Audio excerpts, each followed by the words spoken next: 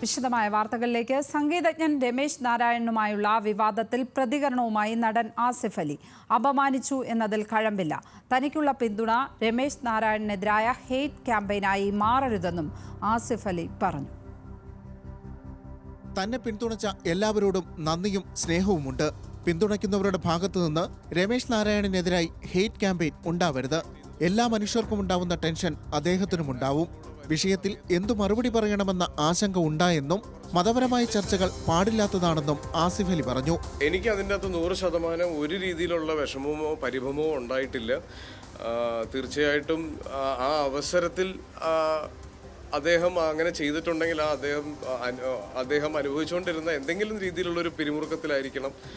അല്ലാതെ എനിക്ക് അതിൻ്റെ അകത്ത് ഒരു ബുദ്ധിമുട്ടും ഫീൽ ചെയ്തിട്ടില്ല. ഞാൻ ഇന്ന് രാവിലെയാണ് അദ്ദേഹവുമായിട്ട് ഫോണിൽ സംസാരിച്ചത്. അദ്ദേഹം സംസാരിക്കുമ്പോൾ ശബ്ദം ഇടറുന്നുണ്ടായിരുന്നു. അതെനിക്ക് ഒരുപാട് വിഷമമുണ്ടായി. എന്നോട് ഒരിക്കലും അദ്ദേഹത്തിൻ്റെ ഒരു പ്രായം വെച്ചോ സീനിയോറിറ്റി വെച്ചോ അദ്ദേഹം എന്നോട് മാപ്പ് പറയുന്ന ഒരു അവസ്ഥ വരെ എത്തിച്ചു. അദ്ദേഹം എന്നോട് അങ്ങനെയാണ് സംസാരിച്ചത്. അപ്പോൾ അതിലൊക്കെ എനിക്ക് ഒരുപാട് വിഷമമുണ്ട്. അദ്ദേഹം മനഃപൂർവ്വം ചെയ്തതല്ല. അദ്ദേഹം അങ്ങനെ മനഃപൂർവ്വം ചെയ്യുന്ന ഒരാളല്ല. ഒരു മനുഷ്യനും അങ്ങനെ ഒരു കലാകാരനും അങ്ങനെ ചെയ്യും എന്ന് ഞാൻ വിശ്വസിക്കുന്നില്ല.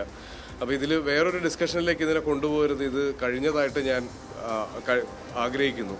താൻ കാരണം അദ്ദേഹത്തിന് വിഷമമുണ്ടാവരുതെന്നും ലോകത്തുള്ള മുഴുവൻ മലയാളികളും തന്നെ പിന്തുണച്ചെന്നും ആസിഫ് അലി പറഞ്ഞു.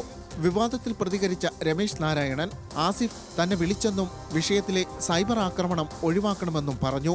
തന്റെ അവസ്ഥ മനസ്സിലാക്കി സംസാരിച്ചതിന് ആസിഫിനോട് നന്ദിയുണ്ടെന്നും രമേശ് നാരായണൻ. ആ ഒരു സിറ്റുവേഷനിൽ ഞാൻ അങ്ങനെ റിയാക്ട് ചെയ്തു പോയി, അത്രയേ ഉള്ളൂ. ഞാൻ പറഞ്ഞു അത് ആ സിറ്റുവേഷൻ ആസിഫ് വളരെ പെട്ടെന്ന് തന്നെ അത് മനസ്സിലാക്കി. അതിൽ ഞാൻ ഒരുപാട് നന്ദി പറയുന്നു. അങ്ങനെ ഒരു സൈബർ അറ്റാക്ക് ഒഴിവാക്കി തന്നാൽ വലിയ സന്തോഷം.